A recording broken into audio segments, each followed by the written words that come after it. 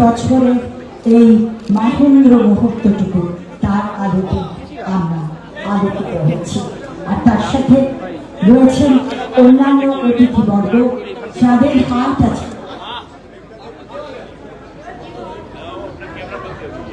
যাদের হাত আছে আমাদের মধ্যে। উপরের নিচে যেদিকে তাকাবেন দেখবেন আপনাদের সব প্রিয় মানুষ।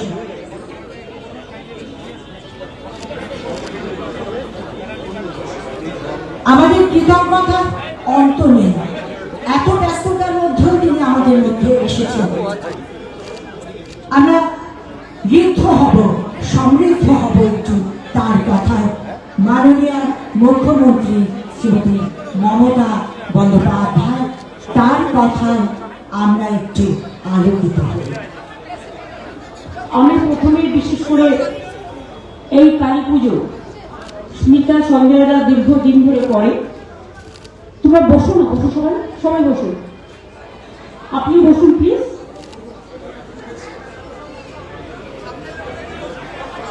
এবং স্মিতা সঞ্জয় সৌম্য এরা চিরকালই করে।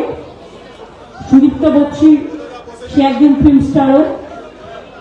আমার এখানে জুন মালিয়া আছে, সুপ্তি পান্ডে আছে, অতীন ঘোষ আছে, জ্যোতিপ্রিয় মল্লিক আছে, স্বপন সমাদ্দার আছে, বিনয় গুপ্তা আছে, পিয়ার আছে, তরুণ আছে, এখানে তপন আছে, দীপাঞ্জন দে আর্টিস্ট সহ, সুজিত সহ সকলেই আছে।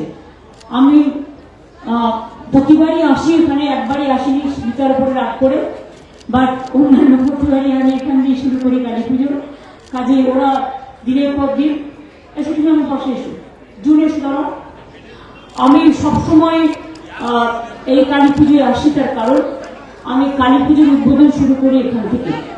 এরপর আমি রানী রাসমণি যাব, ওখান থেকে শেক্সপিয়ার সরণি যাব। ওখানে আমার গভর্নমেন্টের অনেক কাজ আছে। আপনারা জানেন যে কলকাতায় ইলেকট্রিকিউশন হয়ে যে 10 জন মারা গিয়েছিল এবং আরও 2 জন দক্ষিণ 24 পরগনা, তাদেরকে আমরা চাকরির হ্যান্ড ওভার করে দেবো এবং সেই জন্য আমি যাচ্ছি। তাছাড়া আরও একটা গভর্নমেন্টের কাজ আছে, সুতরাং সেখানে যেতে হবে আমাকে। তারপরে আরও কতগুলো আছে। আমি কালকে সন্ধ্যেবেলায় ফিরেছি পাহাড় থেকে এবং আমরা কদিন, গত সপ্তাহে এই সপ্তাহ তো আমার পুরো উত্তরবঙ্গের বন্যা বিধ্বস্ত অঞ্চলে কেটেছে সময়। যাই হোক, আমরা চাই আজকের দিনে প্রার্থনা করি তারা সকলে যেন এই দুর্যোগ কাটিয়ে ওঠে, তারা ভালো থাকুক এবং উৎসবে মাতুক। আমি আপনাদের সকলকে দুর্গা পুজোর শুভ বিজয়, দীপাবলির অভিনন্দন, কালী পুজোর অভিনন্দন, আগাম ছট পুজোর অভিনন্দন সবটাই জানাচ্ছি।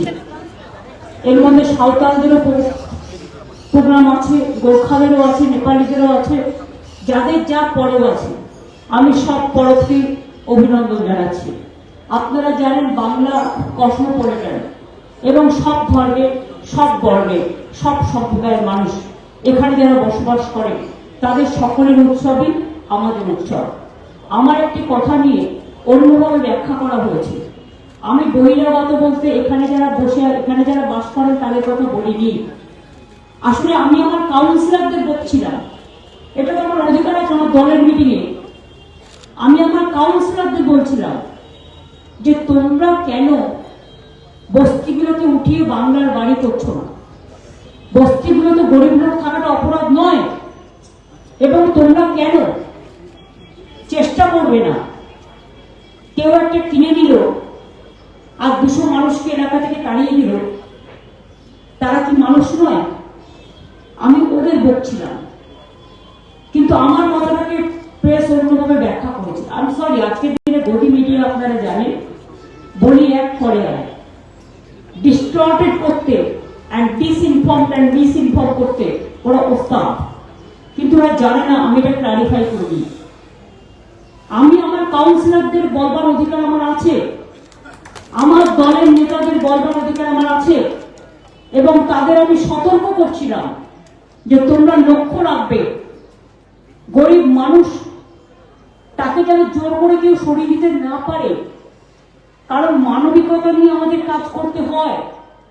আর একটা বলেছিলাম, অনেক কাউন্সিলর এখানেও আছে, তারাও শুনবেন, এটা বাজে কথা নয়। এবারে কলকাতায় যে জলটা জমেছিল মাল্টি স্টোর কিছু বিল্ডিং এ, তার কারণটা হচ্ছে যে বাড়িটা তৈরি করে দিয়ে চলে গেছে সে ড্রেজিং ব্যবস্থা করেনি, তা সেখানে একবার তাদের এখতিয়ার নেই। আমি তাদের অ্যালার্ট করেছি যে এই ধরনের বাড়ি যখন হবে, অনেক সময় ফ্ল্যাট দিয়ে দেয় কিন্তু কাগজপত্র থাকে না, তাকে ঘুরে বেড়াতে হয়।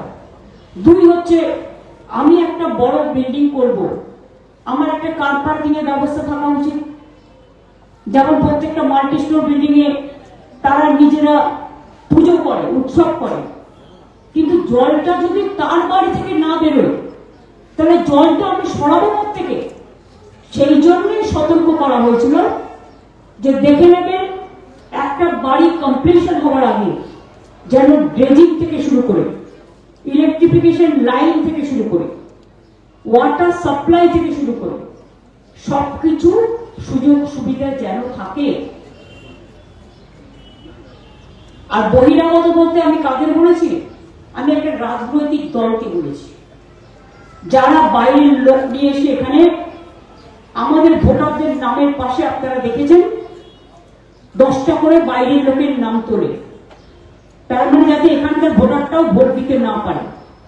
এখানে যারা থাকে তারা মোর দ্যান বেঙ্গলিজ, তাদের আমি সম্মান করি, ভালোবাসি। তাদের ডান্ডি নাচ থেকে শুরু করে, তাদের নবরাত্রি থেকে শুরু করে, তাদের প্রত্যেকটা হোলি উৎসব থেকে শুরু করে সব কটাকে আমরা পা মেলায়, হাত মেলায়।